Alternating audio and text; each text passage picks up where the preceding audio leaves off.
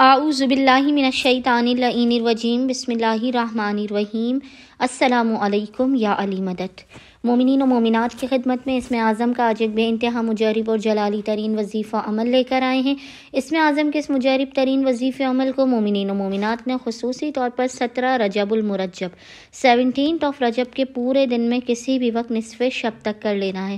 خداوند متعال بحق محمد اور آل محمد اس جلالی اسم اعظم کے صدقے میں مومنین و مومنات کی ہر ناممکن ترین حاجات کو اپنی بارگاہ میں قبول و مقبول کر دے گا۔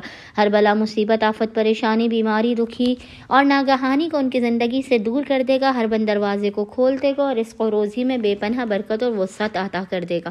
بس مومنین نے کرنا یہ ہے کہ 17 رجب 17 رجب کے پورے دن میں نصف شب تک جب بھی آپ کو فرصت کے لمحات ملے آپ نے باوضو ہونا ہے، اور باوضو ہونے کے بعد آپ نے قبلہ رخ بیٹھ کر محمد اور آل محمد پر اول و آخر 3 مرتبہ 3 ٹائمز درود بھیجنے کے درمیان میں 100 ٹائمز 100 مرتبہ ایک تسبیح اس جلالی ذکر کی تلاوت کرنی ہے، اور وہ ذکر ہے: یا اللہ، یا جلیلو، یا کریم، یا اللہ، یا جلیلو، یا کریم۔